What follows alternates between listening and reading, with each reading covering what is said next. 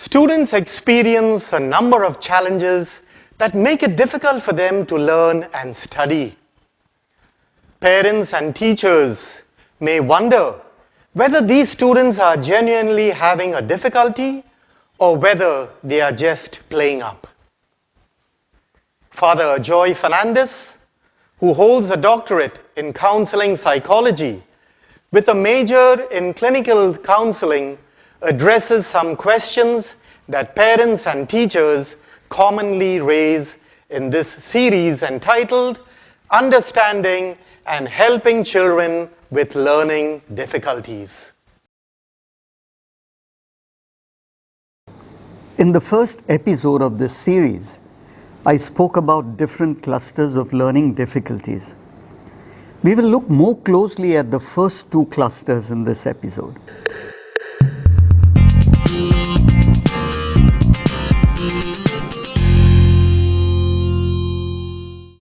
The first cluster concerns difficulties arising from unfavorable environmental circumstances.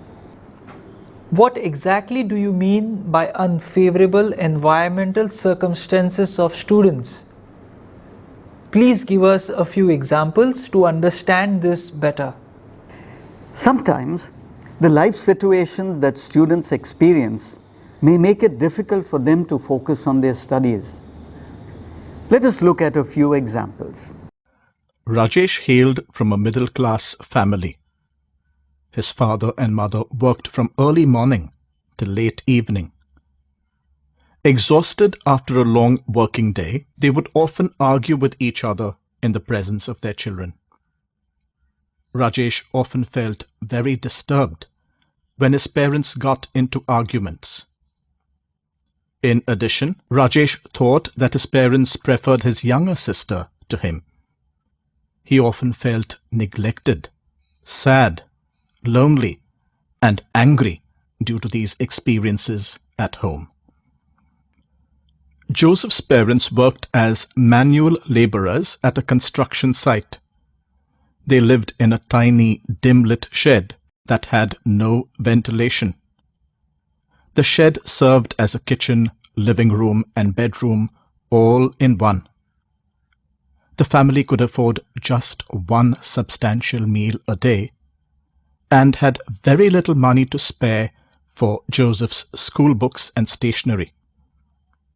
Residents in the neighborhood would often shout and play loud music in the evenings. Joseph was a bright boy and wanted to study. However, he was often hungry and did not have a quiet space to study. Meena was 5 years old. Her mother worked as a housemaid in a residential building. Her 7-year-old sister would care for her while her mother was out at work. Unlike more educated mothers, Meena's mother barely ever spoke, sang songs, or read stories to her.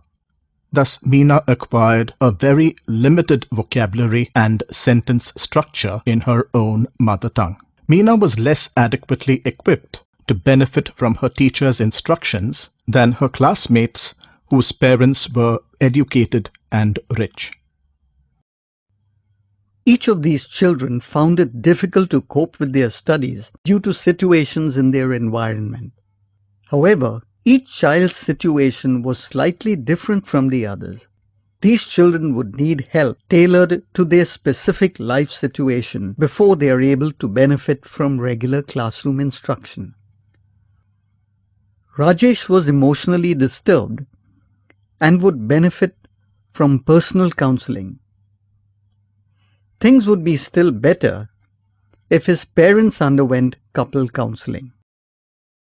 Joseph was a bright boy and could manage his studies on his own. He needed food, books, and stationery, and a quiet, adequately lit place to study.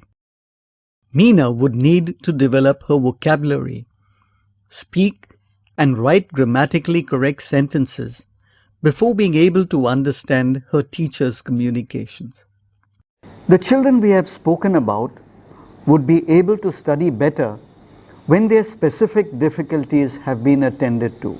The difficulties that they experience might more accurately be called environmental or social impediments to learning rather than learning disabilities. In fact, the Indian Disabilities Act does not consider social impediments to be learning disabilities. Thus, before concluding that such children have learning disabilities, we need to ensure that they are not burdened by any environmental difficulties like the ones just spoken about. What is the second type of difficulty you have been referring to? The second category is limited intellectual ability. Most children are endowed with an average intellectual ability. They are able to manage their hygiene, their dressing and feeding on their own.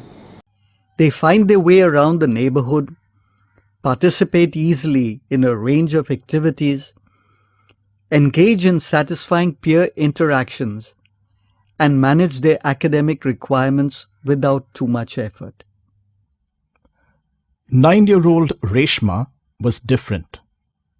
She was a well-behaved, cooperative and hard-working child.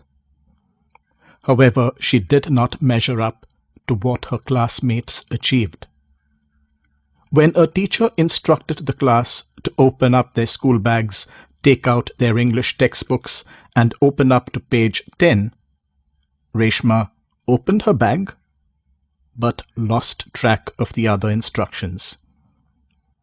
She would take longer than her classmates to understand the lessons her teachers taught, struggled to remember poems and answers to questions, and consistently obtained below average grades in all subjects. She did not play with her classmates, as she took long to understand how a game was to be played. In addition, she was often the butt of jokes, but did not understand what these jokes meant. Reshma's mother said that her 8-year-old brother could shop for groceries on his own. But shopping for groceries was a challenging task for Reshma. The Wechsler Intelligence Scales for Children indicated that Reshma had a full-scale IQ score of 72, which can be considered to be a below-average IQ score. She could be said to display mild symptoms of intellectual disability. Children like these are sometimes called slow learners. Children with lower than average intellectual capacity may not be as well equipped as their peers to handle their academic studies, engage in interactions with peers, or manage tasks of daily living. Teachers may notice that such children find it difficult to comprehend abstract concepts like nouns, pronouns, addition or subtraction, organize their school bags or manage their time. How might teachers be able to help children with a low average level of intelligence? A private tutor discovered simple ways to help Reshma, who was a child with low average intelligence.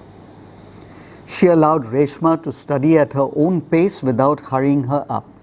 She taught Reshma addition by getting her to count 2 pencils and 2 erasers to equal 4 before introducing her to the numerals 2 plus 2 equals 4. The teacher followed a similar method when she taught Reshma other subjects as well. She ensured that Reshma mastered basic concepts like addition before moving on to more complex concepts like subtraction. She taught Reshma pronouns only after she had fully understood what nouns were.